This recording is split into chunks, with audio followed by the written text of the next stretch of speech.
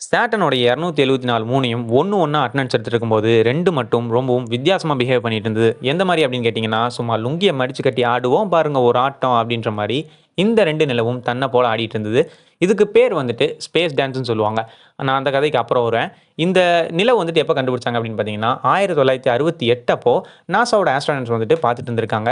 அந்த டைம்ல இருந்த தொழில்நுட்பத்த வச்சு அந்த 2 மூணையும் வந்துட்டு ஆஸ்ட்ராய்ட்ஸ்ன்னு நெனச்சுட்டாங்க. ஏதோ 2 ஆஸ்ட்ராய்ட் தன்ன போல சுத்திட்டு இருக்குன்னு விட்டுட்டாங்க. ஆனா 10 வருஷம் கழிச்சு 1978 அப்போ அதுக்கப்புறம் வந்த தொழில்நுட்பத்த வச்சு பார்க்கும்போது, இது இது 2ம் வந்துட்டு சேட்டர்னோட மூன்ஸ் போல அப்படின்னு சொல்லி விட்டுட்டாங்க. அதுக்கப்புறம் 1980ல வந்த வாயேஜர் வந்துட்டு அதோடைய ஆர்பிட்டல் பாத் அதாவது சுற்றுவழி பாதைய வந்துட்டு கண்டுபிடிச்சு, இந்த 2 மூணும் வந்துட்டு தன்ன போல சுத்தல. இதோட ஆர்பிட்டல் பாத் வந்துட்டு அந்த மாரி இருக்கு அப்படின்னு சொல்லியிருக்கு. அது மட்டும் இல்லாம இந்த 2 மூனோட பேர் என்ன அப்படின்னு கேட்டீங்கன்னா, ஜானஸ் மற்றும் எபிமீத்தியஸ்ன்னு சொல்லுவாங்க. இப்போ ஸ்பேஸ் டான்ஸ் அப்படிங்கிறது என்னன்னு பார்ப்போம். அதுக்கு முன்னாடி நான் உங்க ரூக் தமிழ் மறக்காம சப்ஸ்கிரைப் பண்ணிருங்க. இப்போ ஸ்பேஸ் டான்ஸ்னா என்னன்னு பார்த்தீங்கன்னா, பொதுவா மார்ஸ், மூன், எர்த் எல்லாமே வந்துட்டு அதோட ஆர்பிட்ல வந்துட்டு போய்க்கிட்டு இருக்கும்.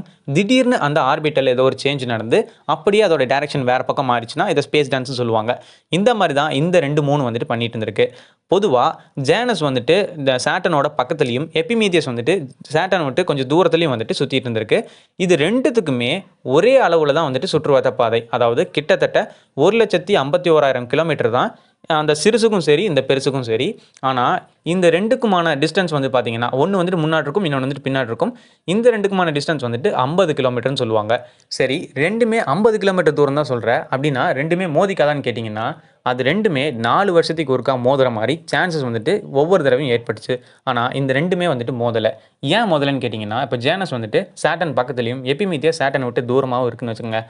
ஜானஸ் வந்துட்டு கொஞ்சம் கொஞ்சமா சேட்டர்ன விட்டு விலகி வரும். எபிமீத்தியஸ் கொஞ்சம் கொஞ்சமா சேட்டர்ன நோக்கி போகும்.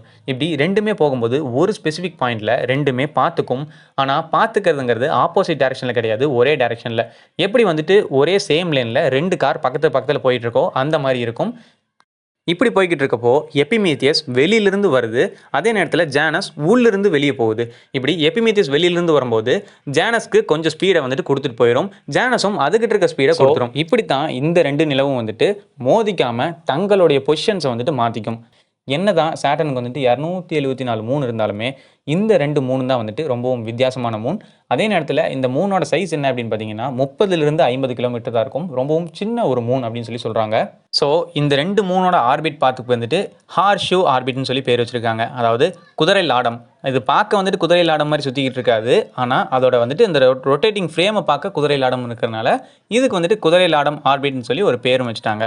அது மட்டும் இல்லாம, இந்த 2 நிலவுகளுக்கான பேர் வந்துட்டு எப்படி வந்துச்சுன்னு பார்த்தீங்கன்னா, ஜானஸ் அப்படின்றது ரோமானிய கடவுளோட பேர் அப்படின்றாங்க.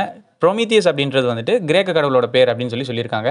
அங்கிருந்து இந்த 2 பேரையும் வந்துட்டு எடுத்து இங்க சொல்லியிருக்காங்க. ஸோ, இதிலிருந்து இந்த கிரேக்க கடவுள், ரோமானிய கடவுள் அப்படின்ற மாரி இந்த பேர்கள் வைக்கிறாங்களே, ஏன் இந்தியன் கடவுளோ, இல்ல மத்த கடவுளோட பேர் வைக்கல அப்படின்னு சொல்லி கேட்டீங்கன்னா, அதுக்கு ஒரு தனியா வீடியோ போடுறேன். வேணும்னா கமெண்ட் பண்ணுங்க. ஸோ, இந்த எக்ஸ்ப்ளனேஷன் வந்துட்டு உங்களுக்கு புடிச்சிருக்கும்னு நெனைக்கிறேன். புடிச்சிருந்தா மறக்காம சப்ஸ்கிரைப் பண்ணுங்க. அடுத்த வீடியோ என்ன வேணும் அப்படிங்கிறத மறக்காம கமெண்ட் பாக்ஸ்ல கமெண்ட் பண்ணுங்க.